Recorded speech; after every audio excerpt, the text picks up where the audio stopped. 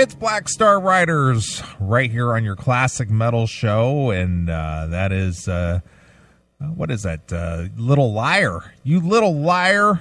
That's right. You know we love those little liars. We do. For some reason. Am I echoing for you? A little bit. Hell. I'm going to reconnect. Okay. There it goes. I'm here. All right, there you are. All right. All right. Well, anyway, like I said, that is Black Star Riders. Now, is this release out? Mid or late February, somewhere in there. Oh, already. So we got it. We got it ahead of the time. It's called The Killer Instinct. Yeah, it's so good, man. Have you listened to it at all, or did you just get it today? I just got it today. Oh, I didn't know if I'd sent it before. No, you kind of bombarded me with a lot of new stuff, and just between trying to download it, unzip it, put it in the files. Right. Had me busy all afternoon, but I was sitting there listening to that song, and it kind of, for some reason, I went into this time warp mentally, right? And I was thinking to myself, you know what? There was a time when you could turn on your FM radio, and you would probably hear a song like this on there. Oh, well, that's a long time ago, my friend. Oh, I know. And I'm thinking to myself, it amazes me that these guys still do this, that they still put out full-length CDs. I know. And still tour and still, do what they do, just as if nothing's ever changed. But I got to wonder, and I know we've asked a million artists this, why do you still do it? You know what? I think I honestly believe this is, and this is going to sound really cliched and stupid, but it's the old cliche, can't teach an old dog new tricks. I just don't think these guys can go in and record a song. Yeah, but there's got to be something in it for them. And granted, you and I are good examples of doing something for nothing, basically. Sure. But there is an expense involved with doing this and studio time and recording and editing and producing and all the things that they do. Mm-hmm. And they put and writing. I mean, I would think that sitting there writing a song and working out all the scales and, all the parts and, actually performing this thing and putting it together, it's time consuming and whatnot. And you still got to wonder, why do you do it? They got to make enough money to keep the roof over somebody's head. That has to be happening. And you know what? I almost wonder if it's the same reason that I do my work from home thing, because I just don't want to work in a cubicle. Yeah, but the thing is that what you do is guaranteed money almost. If I work hard, I get what you're saying, but these guys have no guarantee of doing anything. But musicians are not always the brightest bulbs in the batch. Yeah, but they still have bills and expenses to pay. Yeah, but a lot of them will just bankrupt. Come on. Yeah, but you still got to eat, whether you're bankrupt or not. You still got to make a dime somehow. I'll point to a guy like Sheldon. Back when we first met Sheldon, remember that guy had no job. He was only going to do music, and literally he was running around doing karaoke contests so that he could drink the beer and eat the pretzels and hopefully make $100 from passing a cup around. Yeah, but I don't see a Ricky Warwick or Damon Johnson doing something like that. No, but these guys, there's got to be some sort of a guaranteed income to this. The Black Star Riders, when I think they're on Nuclear Blast. When Nuclear Blast signed them originally, there had to be some guarantee. There had to be some guarantee of, what the record was going to be, pay them, how much tour support they were going to get, because they're on that level of where they would get most of that stuff. Sure. You would think. Sure. And then obviously they get, I gotta imagine they get between $5,000 and $10,000 a night to play. Yeah, well, yeah, if they're playing live, I get the part about the whole live performance thing. I'm strictly narrowing it down to recording. Yeah.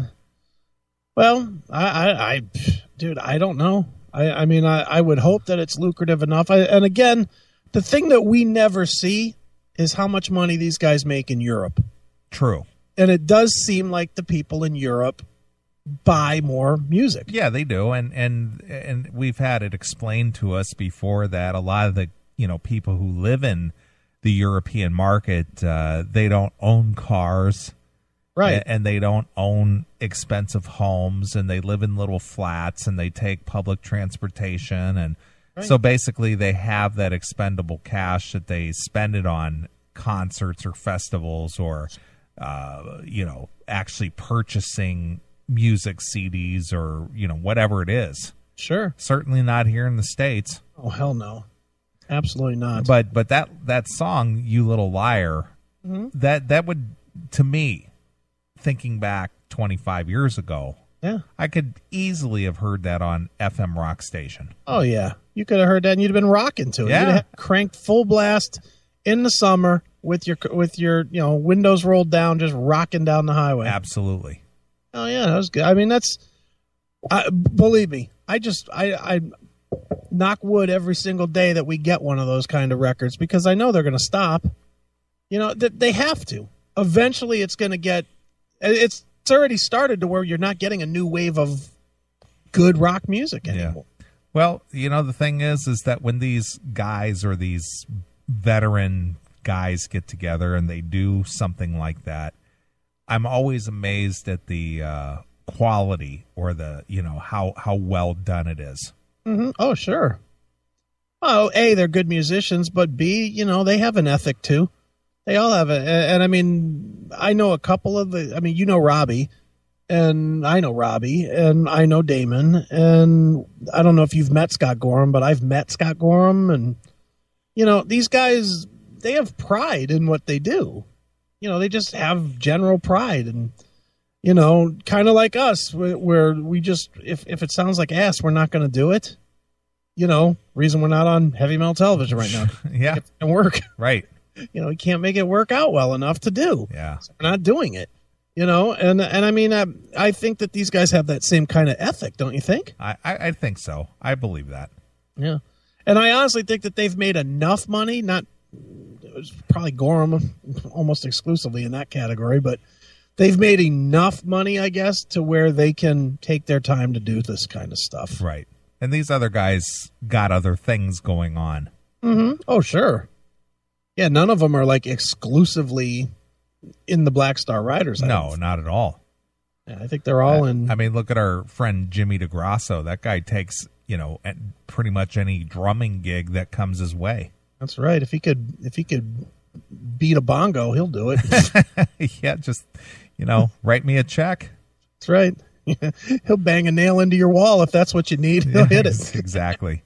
That's again, getting back to the Black Star Riders, that Jimmy DeGrasso, I love talking to that guy. Oh, he's the best. He just talks forever. He'll just talk and talk and talk. Yeah. He and is funny. Yeah, that's a funny guy. Yeah, he is. Remember what was it, last summer? I was out at that one Rockin' the Farm or whatever the hell it was, yeah. And I put him on the phone with you. You were doing the CMS, solo, and I put him on the phone with you, and he just talked and talked and talked. Yep, he loves his own voice. That's for sure. He's a good dude. You know what? That's because he's the drummer. He's the drummer. He's never heard. So, and you put a microphone in front of him, he's like, "Yeah, sure, it's my time. I got to get it all out." Exactly. Well, anyway, as you said, sometime this month, the Black Star Riders' new CD is due out. Yeah, it's coming. I'll look it up. I shouldn't be so lazy. Black Star Riders. It is somewhere here. Let's go to the always faithful Wikipedia. Killer Instinct says February 20th. All right. So you got 3 weeks. Yep. So that's not too bad. 3 weeks to wait. For you lesser than us people. Yeah. We have it now. Right. We're way more fortunate. Yeah, we're better than you. Better than you listeners. Right.